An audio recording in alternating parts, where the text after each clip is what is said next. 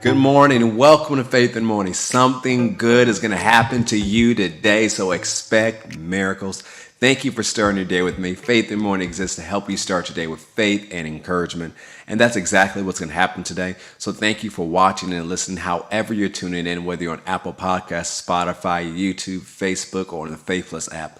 Thank you once again for starting your day with me. Now this week we're going to be talking about victory over the virus and variants. Go ahead, if you're watching somewhere, you can put it in the chat. Say, I have victory over the virus and variants. Go ahead, say it out loud wherever you are. Say, I have victory over the virus and the variants. This week we've talked about the importance of doing the natural things. We're not against the natural things that we need to do to take care of our body, but in addition to the natural things, we must do the spiritual things. Because regardless of just doing the natural things, in addition to doing the natural things, you must have faith in God.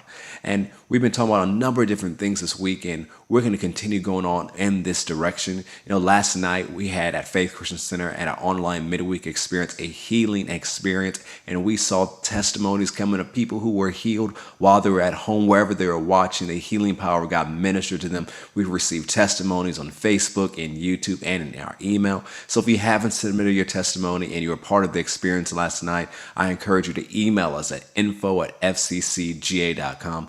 If you want to submit a testimony of the healing power of God ministering to your body last night and what it did for you so we can celebrate with you, go ahead and email us at info@fccga.com. Let's get to where we're going today. Some of you are familiar with Deuteronomy chapter 28, especially the first part. It lists the blessings of the law, what the following God produces in a life that is positive and wonderful and prosperous. Moses is giving this.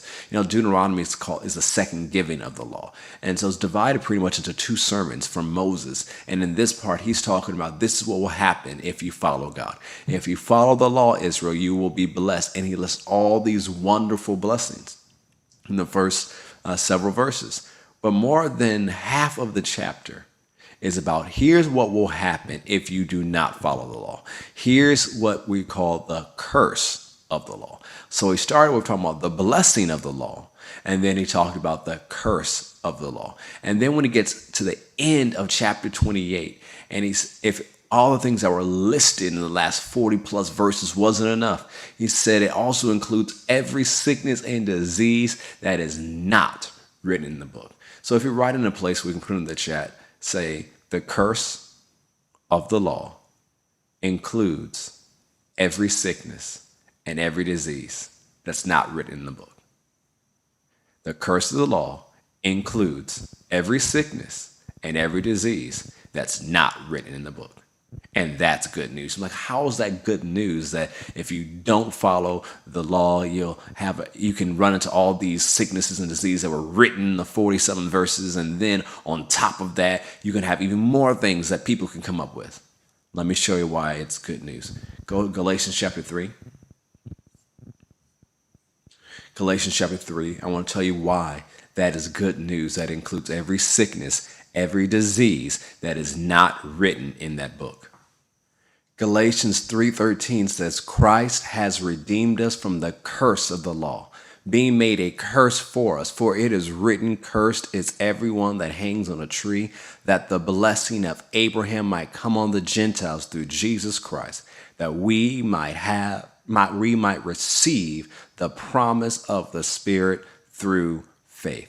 That's why it's good news that the curse of the law includes every sickness and disease that's written in the book and that's not written in the book. Why? Christ has redeemed us from us.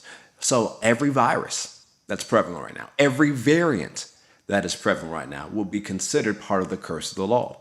But if it's part of the curse of the law, guess what the good news is?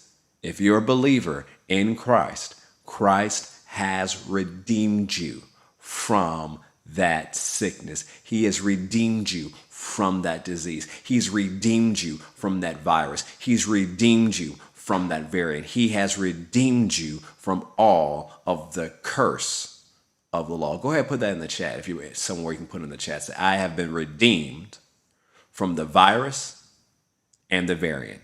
Go ahead, say it out loud and put it in the chat. Say, I have been redeemed from the virus and the variant. Go ahead, put that in the chat. Say, I've been redeemed from the virus and the variant. Real quick before we go, to redeem, it's by payment of a price to recover from the power of another. You've been recovered from the power of the virus and the variant. It is talking about how Christ freed us from the dominion of other things. You've been freed from the dominion of the virus and the variant. You have been redeemed. It means to rescue from loss.